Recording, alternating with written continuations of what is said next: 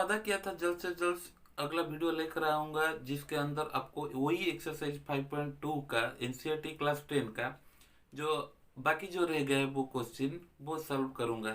तो ये वचन लेकर अभी फिर से आपके सामने हाजिर हुआ हूँ दोस्तों। तो आइए ये क्वेश्चन को शुरू करने से पहले आप सभी को स्वागत करता हूं आलोक एजुकेशन यूट्यूब चैनल पे।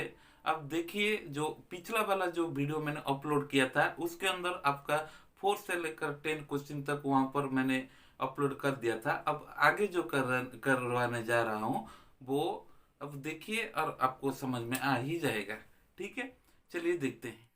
क्वेश्चन नंबर 11 का देखिए दोस्तों, ये क्वेश्चन बहुत सिंपल है। ये क्वेश्चन दिया है कि which term of the AP, ये सीरीज दे दिया है, वो एपी जो है वो सीरीज दे दिया है। विल बी मतलब होगा, क्या होगा कि 132 more than it's 54th term, यानी कि ए 54 टर्म में जो नंबर आता है उससे 132 मोर होगा।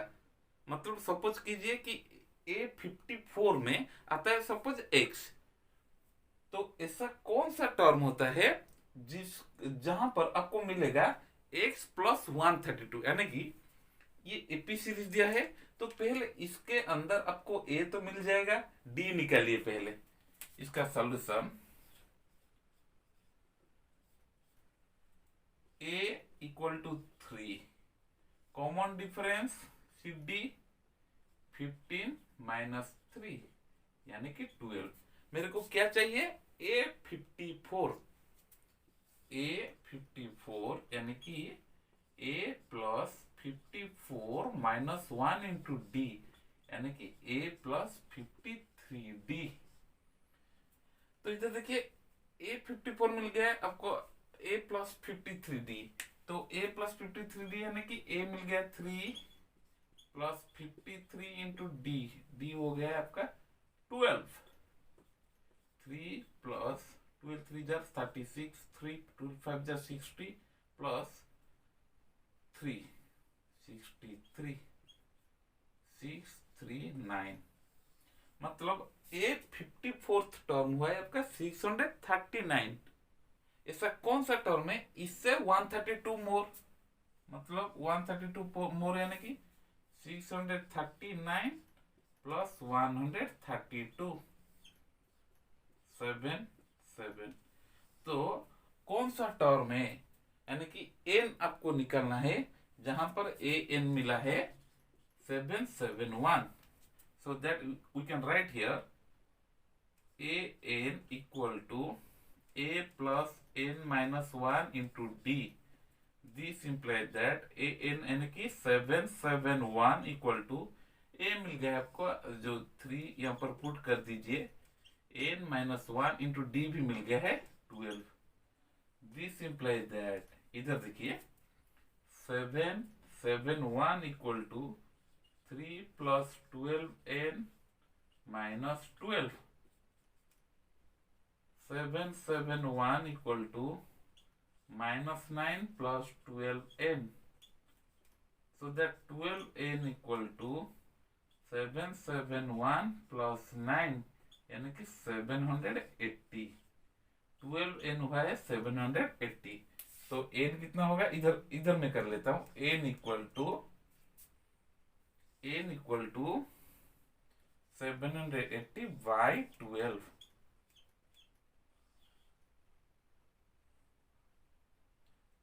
65। तो ऐसा कौन सा टर्म है, यानी कि which term, so that you can right that 65th term of the AP will be 132 more than its 54th term। तो ये जो 65th टर्म है यानी कि n इक्वल टू 65, वहां पर आपको मिलेगा 771। ठीक है, ये क्वेश्चन समझ में है दोस्तों। अब इस क्वेश्चन को ध्यान से देखिए दोस्तों कि 2 APs have the same common difference. 2 AP है यानी कि AP1 AP2 दो एपी है जिसका कॉमन डिफरेंस सेम है, ये दे दिया है। उसके आगे चलते हैं, the difference between their 100 term.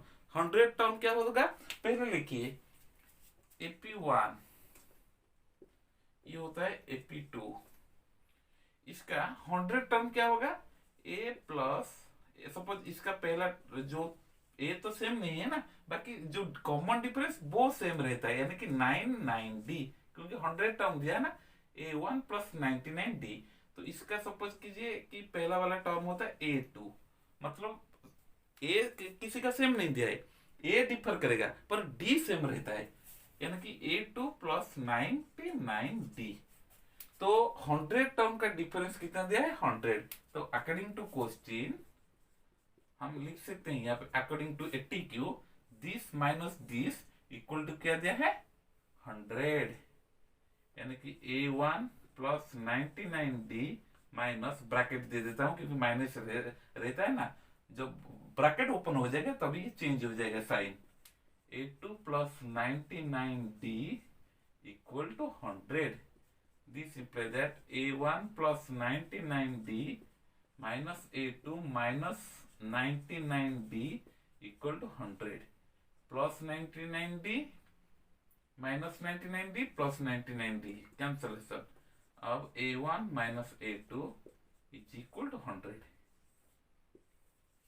इसमें से हमको इतना ही मिला।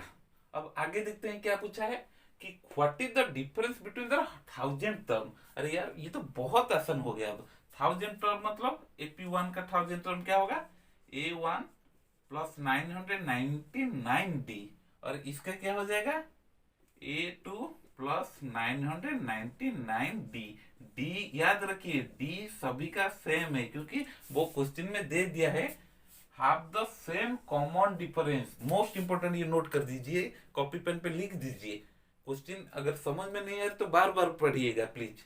तो इधर क्या हुआ है कि 1000 टर्म उसका डिफरेंस दोनों का निकालना है।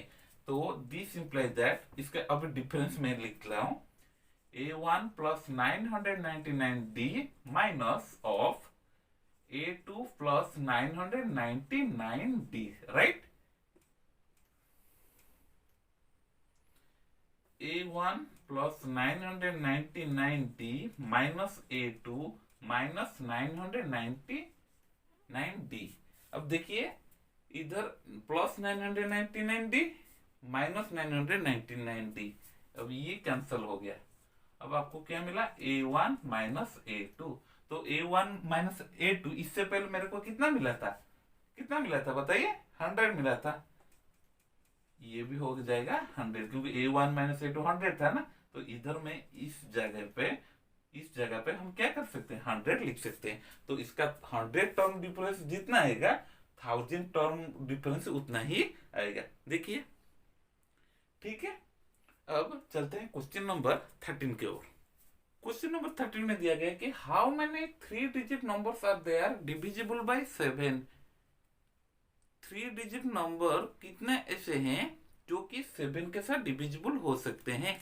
तो 3 डिजिट जो नंबर, पहला जो नंबर होता है जो कि 7 के साथ डिविजिबल होता है वो होता है आपका पहला, यानी कि वो होता है आपका 105। क्यों, क्योंकि अब देखिए 13 7 जा 91, ये तो नहीं होगा, 2 डिजिट हो जाता है। 14 7 जा 98, ये तो 2 डिजिट वाला नंबर हो गया। अब आगे चलते हैं 15 7 जा 105, यानी कि ये 3 डिजिट वाला नंबर है जो कि 7 के साथ डिविजिबल। तो हमारा सीरीज कहां से शुरू होगा, 105 से, और 7 प्लस कर दीजिए 112, ऐसे ही जाएगा। कब तक जाएगा, कब तक जाएगा। अब देखिए इधर क्या करना है, आप डिविजिबिलिटी रूल अप्लाई कर सकते हैं यहाँ पे, या फिर डिवाइड करके भी वो उसका एंड नंबर क्या होगा वो भी आप चूज कर सकते हैं। यहाँ पे 999 ये 7 के साथ डिविजिबल होता है या नहीं होगा, क्योंकि ये last 3 digit greatest 3 digit number है। तो 7 के साथ डिवाइड कर दीजिए।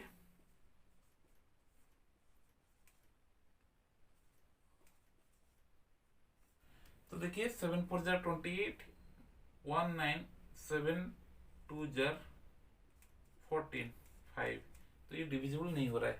ऐसे करके आप 998 भी देखिए, 7 1 जा 7 29, 7 4 जा 28, 1 18, 7 2 जा 14, ये तो नहीं होगा। उसके आगे चलिए 997 डिवाइडेड बाय 7, 7 29, 7 4 जा 28, 1 7 7 2 जा 14, ये भी नहीं हो रहा है। तो 9 9, काम करता हूँ, 6 तो नहीं होगा, 5 भी नहीं होगा। अब चाहो तो टेस्ट कर सकते हैं, पर मैं 4 लेता हूँ। 7 7 1 जा 7 29, 7 4 जा 28, 7 2 जा 14, तो ये डिविजिबल हो रहा है। तो आखिर नंबर जो 3 डिजिट ग्रेटेस्ट नंबर होता है ना, वो होगा आपका 994। मिल गया। तो इधर क्या करेंगे आगे, हमको पूछा है कि how many 3 digit numbers are there, यानी कि आपको एन निकालना है, एन क्या होगा। तो इधर क्या दिया है, ए एन मिल गया है आपका 994। Okay, then a you can write 105 and d equal to 7. Then put the formula and get the answer. A n equal to a plus n minus 1 into d. This implies a n 994 equal to a यानी कि 105 plus n minus 1, n मेरे को पता नहीं, d दे दिया है, क्या दिया है 7. Okay, so that 994 equal to 105 plus 7n minus 7. 994 equal to 105 minus 7 क्या होगा, यस 98, ठीक है, plus 7n. This implies that 7n equal to 994 minus 98, 6 9 8, n equal to 896 divided by 7.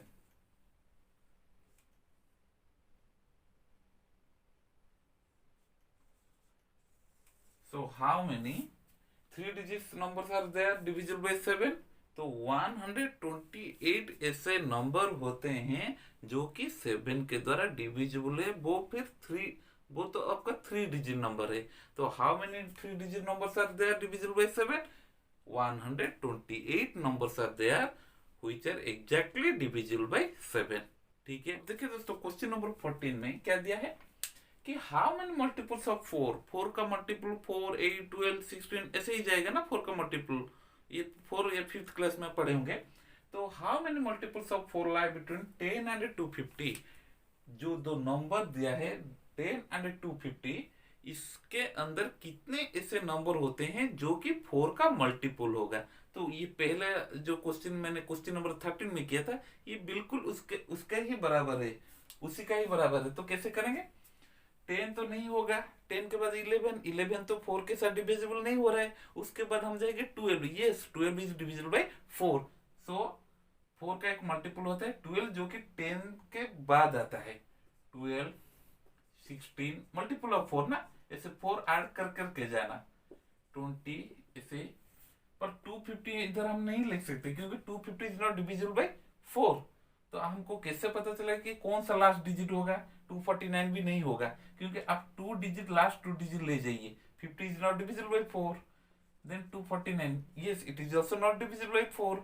अब 248 क्योंकि इसके अंदर ही रहेंगे, 10 और 20 50 250 के अंदर ही रहेंगे, तो 48 डिविजिबल बाय 4, यस 248 हो गया।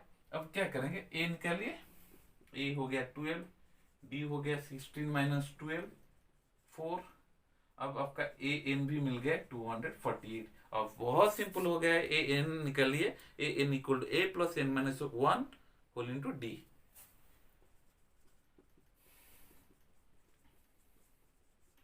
तो इधर put the value 248 equal to a मतलब 12, एन माइनस 1 इंटू डी का वैल्यू मेरे को पता है पर डी एन का वैल्यू पता नहीं। 248 equal to 12 plus 4n minus 4। 248 equal to 12 minus 4 8 plus 4n। 4n equal to 248, इधर ही प्लस होके रहा है ना, साइड चेंज हो जाएगा, minus 8 240। This implies that n equal to 240 divided by 4 यानी कि 60। ये है आपका आंसर, ये होता है आपका 60। तो इसे कितने नंबर होते हैं जो कि multiples of 4 lie between 10 and 250, that is your 60। कितने नंबर होते हैं? 60 नंबर्स होते हैं। फ्रेंड्स अब इस क्वेश्चन को देखिए, ये क्वेश्चन में क्या दिया कि for what value of n, n का वैल्यू क्या होगा जिसके अंदर आपको मिलेगा कि 63, 65, 67, ये एक एपी है, ये एक एपी का सीरीज दिया गया है और ये भी एक एपी का सीरीज दिया गया है। और क्वेश्चन को थोड़ा सा सिंप्लीफाई में कर देता हूं कि एन का वैल्यू क्या होगा जो कि nth टर्म में वो दोनों सेम रहेंगे। मतलब सपोज कीजिए कि एन यहाँ पे सपोज 5 में जितना आ रहा है, यह भी n इक्वल टू 5 में उतना आ रहा है। तो इससे n का वैल्यू क्या होगा जहां पर ये सेम an टर्म सेम होगा और यहाँ पर भी an सेम होगा, तो क्या करेंगे?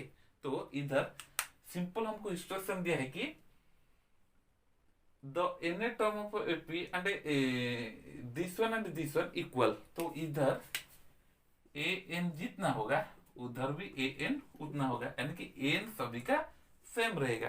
ठीक है, अब an मतलब इसका n के लिए 63 प्लस n माइनस 1, n तो पता नहीं, d मतलब 65 माइनस 63 2, ये इक्वल हो जाएगा इसके साथ, क्योंकि nth टर्म सेम है ना। 3 plus n minus 1 into d मतलब 7 है। अब इसको सिंप्लीफाई कर दीजिए, 63 plus 2n minus 2, 3 plus 7n minus 7, 63 minus 2, 61 plus 2n, 3 minus 7 minus 4 plus 7n। अब ये 7n को इधर ले जाऊंगा और 61 को राइट साइड में ले जाऊंगा। 2n minus 7n equal to minus 4 minus 61, that means minus 5n equal to minus 65। अब n का वैल्यू क्या मिला? Minus 65 by minus 5। सिंप्लीफाई करने के बाद ये कितना मिल गया? 13, यानी कि 13th टर्म में ये दोनों का जो नंबर आ रहा है वो सेम आएगा, यानी कि एग्जैक्ट 13 ही आने वाला है। मतलब 1 2 3 ऐसे काउंट करके जाना, और जहां पर आपको 13 टर्म दिखाई देगा, यहाँ पर जो नंबर दिखाई देगा यहाँ पर भी वही नंबर होगा, यानी कि 13th प्लेस में 13th प्लेस का वैल्यू जो होगा इसका भी वही होगा। अब क्लियर हो गया कि for what value of n, that means value of n equal to 13 are the n term of the two APs, this and this be equal. ठीक है, तो ये वीडियो अभी मैंने 10 से लेकर 15 तक बनाया। अब आगे जो बहुत जल्दी वो वीडियो आने वाला है जो कि पूरा ये एक्सरसाइज कंप्लीट कर देंगे। तब तक के लिए आप मुझे विदा दीजिए। Take care of your health. अगर मेरा चैनल आपको अच्छी लग रहा है तो आप प्लीज सब्सक्राइब करना मत भूलिएगा, लाइक कमेंट तो जरूर करिएगा। ठीक है, अब आपसे मैं विदा लेता हूँ, बाय बाय।